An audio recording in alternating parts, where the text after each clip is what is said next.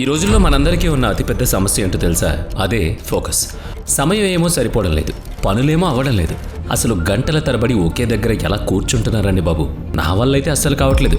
కాసేపటికి అలసిపోతున్నాను అని మీకు కూడా అనిపిస్తుందా? మీ లైఫ్లో కూడా ఇది ఖచ్చితంగా జరిగి ఉంటుంది. మీరు ఏదైనా ముఖ్యమైన పని మీదో లేదా చదువు మీదో శ్రద్ధ పెట్టాలని చూస్తారు, కానీ పదే పదే మీ మైండ్ డిస్ట్రాక్ట్ అవుతూ ఉంటుంది. అవునా కదా? ఈ సమస్య ఇప్పుడు చాలా కామన్ అయిపోయింది. ఒక షాకింగ్ రీసెర్చ్ ఏం చెప్తుందంటే, ఈ రోజుల్లో మనుషుల మెమరీ పవర్ మరియు ఫోకస్ పవర్ ఒక గోల్డ్ ఫిష్ కంటే దారుణంగా పడిపోయిందట. గోల్డ్ ఫిష్కి మెమరీ చాలా తక్కువ, మనకు తెలుసు. కానీ మన లైఫ్ స్టైల్ వల్ల మన పరిస్థితి దానికంటే ఘోరంగా తయారైంది. మరి దీనికి సొల్యూషన్ లేదా? మన ఫోకస్ పవర్ని నిజంగా పెంచుకోగలమా? దానికి ఆన్సర్ ఎస్, ఖచ్చితంగా పెంచుకోవచ్చు. దీనికి బెస్ట్ ఎగ్జాంపుల్ నికోలా టెస్లా.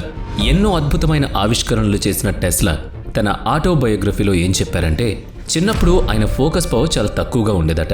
కానీ కొన్ని సైంటిఫిక్ పద్ధతుల ద్వారా తన ఫోకస్ని 100% పెంచుకున్నారు. ఆ పద్ధతులేంటో ఈ రోజు మనం సైన్స్ ద్వారా తెలుసుకుందాం. అసలు మీ ఫోకస్ పవర్ ఎంత ఉందో ఇప్పుడు టెస్ట్ చేద్దాం. ఇప్పుడు స్క్రీన్ మీద చాలా డాట్స్ వస్తాయి. మీరు చేయాల్సిందల్లా కేవలం మధ్యలో ఉన్న డాట్ని మాత్రమే చూడాలి. అది కూడా కేవలం 10 సెకండ్ల పాటు. మీ ఫోకస్ గనుక స్ట్రాంగ్గా ఉంటే చుట్టూ ఉన్న మిగతా డాట్స్ అన్నీ మెల్లగా మాయమైపోతాయి. రెడీనా? Your time starts now.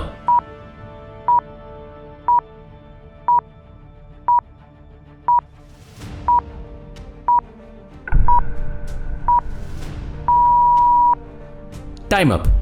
ఇప్పుడు నిజంగా కామెంట్స్లో చెప్పండి, మీకు ఎన్ని డాట్స్ మాయమయ్యాయి? చాలామందికి ఒక్క డాట్ మాత్రమే పోయి ఉండొచ్చు, మరికొంతమందికి ఒక్కటి కూడా పోయి ఉండకపోవచ్చు. ఒకవేళ మీకు 3కి 3 డాట్స్ మాయమైపోతే కంగ్రాట్స్, మీ ఫోకస్ పవర్ చాలా బాగున్నట్టు. కానీ 3 కంటే తక్కువ డాట్స్ మాయమయ్యాయి అంటే మాత్రం మీ ఫోకస్ పవర్ చాలా తక్కువగా ఉందని అర్థం. కానీ బాధపడకండి, వచ్చే 7 రోజుల్లోనే మీ ఫోకస్ పవర్ మళ్ళీ తిరిగి వస్తుంది. ఊహించుకోండి, మీరు ఏదైనా చదవడానికి వెళ్తున్నారు లేదా ఏదైనా ముఖ్యమైన పని చేయడానికి వెళ్తున్నారు. అసలు ఈ ఫోకస్ అనేది ఎక్కడి నుంచి వస్తుంది?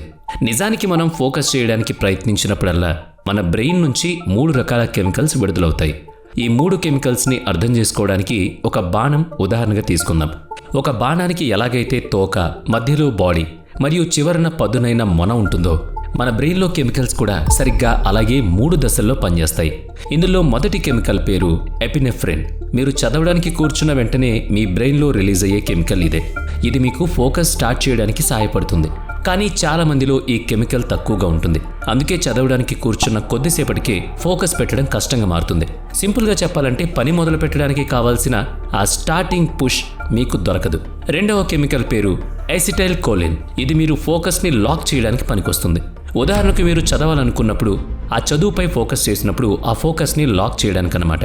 ఇక మూడవది మరియు చివరిది డోపమైన్. దీన్నే రివార్డ్ కెమికల్ అంటారు. ఇది మనకు ఆనందాన్ని ఇస్తుంది. మీ చేతిలో బాణం ఉండి దాన్ని మీరు కరెక్ట్గా టార్గెట్కి కొట్టారనుకోండి, అప్పుడు మీకు ఒక రకమైన సంతోషం కలుగుతుంది కదా. ఆ సంతోషానికి గల కారణమే ఈ డోపమైన్ హార్మోన్. మరి మన బ్రెయిన్లో ఈ 3 కెమికల్స్ ఉన్నా కూడా మనం ఎందుకు మాటికి డిస్ట్రాక్ట్ అవుతున్నాం? దానికి 3 ప్రధాన కారణాలున్నాయి. ఒకటి, రీజన్ నెంబర్ 1, కొంతమందిలో ఎపినెఫ్రిన్ లెవెల్స్ తక్కువగా ఉంటాయి. దీనివల్ల మొదలు పెట్టడానికి కావాల్సిన స్టార్ట్ దొరకదు. అందుకే మొదట్లో మాటికి డిస్ట్రాక్ట్ అవుతారు. Reason number 2, multi tasking. ఉదాహరణకు మీ దగ్గర 1 లీటర్ నీళ్లు ఉన్నాయనుకోండి. ఆ నీళ్లని మొత్తం మీరు తాగియొచ్చు లేదా 10 మందికి పంచొచ్చు. మీరు చదువుతున్నప్పుడు కూడా ఇదే చేస్తున్నారు. ఒకేసారి చాలా పనులు చేయడానికి ట్రై చేయడం వల్ల మీ బ్రెయిన్లోని కెమికల్స్ డివైడ్ అయిపోతున్నాయి. దాంతోపాటే మీ ఫోకస్ కూడా డివైడ్ అయిపోతుంది. ఇక reason number 3, easy access to dopamine. ఈ రోజుల్లో social media, Instagram reels, YouTube shorts ఇలా రకరకాల డోపమైన్ కిక్ ఇచ్చే పద్ధతులున్నాయి. మరోవైపు చదువు వల్ల కూడా డోపమైన్ వస్తుంది, కానీ అది రావడానికి టైం పడుతుంది, తక్కువ మోతాదులో వస్తుంది. అందుకే రీల్స్తో పోలిస్తే చదువు బోర్ కొట్టినట్టు అనిపిస్తుంది. నిజానికి చదువు బోరింగ్ కాదు, మన అలవాట్లు అలా మారాయంతే. ఇక వీటన్నిటికీ సొల్యూషన్స్ చూద్దాం. అందులో మొదటి సొల్యూషన్ విజువల్ ఫోకస్ ట్రైనింగ్. మనందరికీ ఉండే కామన్ ప్రాబ్లం ఏంటంటే, చదవడానికి కూర్చుంటాం కానీ మన దృష్టి మాటికి పక్కకి వెళ్ళిపోతూ ఉంటుంది. దీనికి పరిష్కారం మీ కళ్ళలోనే ఉంది. మీ కళ్ళు మరియు మీ బ్రెయిన్ ఒకదానితో ఒకటి లింక్ అయి ఉంటాయి. మీరు ఏది చూస్తారో మీ బ్రెయిన్ దాన్ని ప్రాసెస్ చేస్తుంది. దీని మీద ఒక ఇంట్రెస్టింగ్ స్టడీ కూడా జరిగింది. ఎవరికైతే హై కాన్సంట్రేషన్ ఉంటుందో వాళ్ళు నిమిషానికి కేవలం 7 సార్లు మాత్రమే కళ్ళు అరుపుతారట. అదే ఫోకస్ లేని వాళ్ళు లేదా డిస్ట్రాక్ట్ అయ్యేవాళ్ళు నిమిషానికి ఏకంగా 20 సార్లు కళ్ళు అరుపుతారు.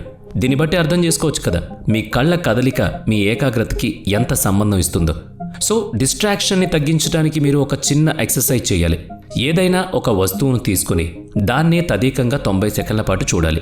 మీరు కనురెప్పలు ఆర్పొచ్చు, కానీ మీ చూపు మాత్రం ఆ వస్తువు మీద నుంచి పక్కకి వెళ్ళకూడదు. ఇలా గనుక మీరు చేస్తే కేవలం 7 రోజుల్లో మీ ఫోకస్ పవర్ 30% పెరుగుతుంది. వినడానికి ఆశ్చర్యంగా ఉన్నా ఇది సైంటిఫిక్గా ప్రూవ్ అయిన మెథడ్.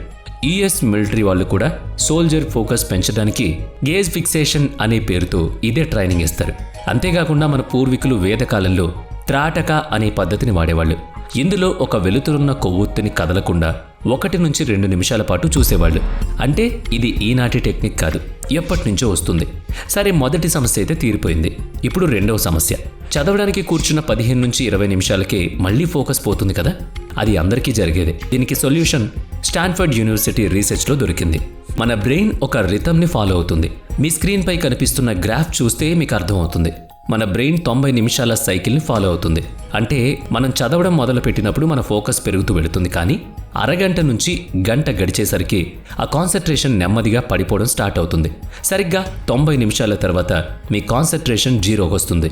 ఆ టైంలో గనుక మీరు మీ బ్రెయిన్ని రీఛార్జ్ చేయకపోతే మీరు ఎంత చదివినా అది మెమొరీలోకి ఎక్కదు. ఇక్కడే 90% మంది స్టూడెంట్స్ ఒక తప్పు చేస్తున్నారు. అదేంటంటే వాళ్ళు ఒకేసారి 4 గంటలు కూర్చుని చదివేయాలి అని ఆశపడతారు. కానీ నిజానికి 4 గంటలు చదవాల్సిన అవసరం లేదు. కరెక్ట్గా ప్లాన్ చేసుకుంటే 90 నిమిషాలు చదువు సరిపోతుంది. సో దీనికి సొల్యూషన్ ఏంటంటే మీ షెడ్యూల్ని ఇలా ప్లాన్ చేసుకోండి. కంటిన్యూస్గా 90 నిమిషాలు చదవండి. ఆ తర్వాత ఖచ్చితంగా 15 నుంచి 20 నిమిషాలు బ్రేక్ తీసుకోండి.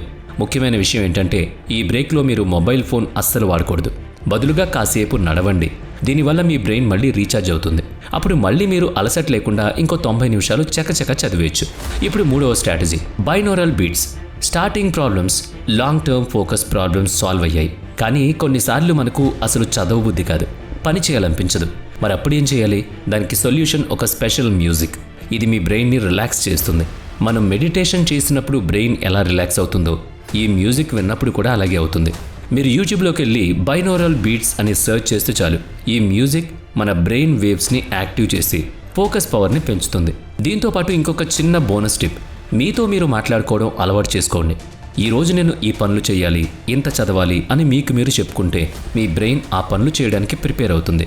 ఇక 4వది అత్యంత ముఖ్యమైనది, 7-డే బోర్డమ్ ఛాలెంజ్. సాక్షాత్తు నికోలా టెస్లా కూడా దీన్ని ఫాలో అయ్యేవారు. ఊహించుకోండి, రోజుకు కేవలం 10 నిమిషాలు ఒక బోరింగ్ పని చేయడం వల్ల మీ ఫోకస్ పవర్ అద్భుతంగా పెరుగుతుంది. అంటే ఇది మీరు నమ్ముతారా? నమ్మబుద్ధి కావట్లేదు కదా. కానీ దీని మీద ఒక స్టడీ జరిగింది. అందులో 2 గ్రూప్ల స్టూడెంట్స్ని తీసుకున్నారు. దీనికోసం ఒక ప్రయోగం చేశారు. ఒక గ్రూప్ స్టూడెంట్స్కి వచ్చే 7 రోజుల పాటు రోజుకు 10 నిమిషాలు ఏదైనా బోరింగ్ పని చేయమని చెప్పారు. ఆ పని ఏదైనా కావచ్చు, పుస్తకం చదవడం కావచ్చు, రాయడం కావచ్చు, లేదా ఏమీ చేయకుండా గోడకు చూస్తూ ఉండొచ్చు. రెండో గ్రూప్కి మాత్రం ఇలాంటి బోరింగ్ పనులు ఏవీ చెప్పలేదు. 7 రోజుల తర్వాత చెక్ చేస్తే రిజల్ట్ షాకింగ్గా ఉంది. ఎవరైతే బోరింగ్ పనులు చేశారో వాళ్ళ ఫోకస్ పవర్ ఏకంగా 42% పెరిగింది. ఇది చూసి అందరూ షాక్ తిన్నారు. అసలు అలా ఎందుకు జరిగింది? ఎందుకంటే మన బ్రెయిన్కి బోరింగ్ పనులు అలవాటు చేసినప్పుడు బ్రెయిన్లో డోపమైన్ విడుదల పెరుగుతుంది. ఉదాహరణకు మన దగ్గర 500 రూపాయలు ఉంటే దానికి గొప్ప విలువే ఉంటుంది. కానీ ఆ 500కి విలువ లేని దేశానికి వెళితే అది వృధానే కదా.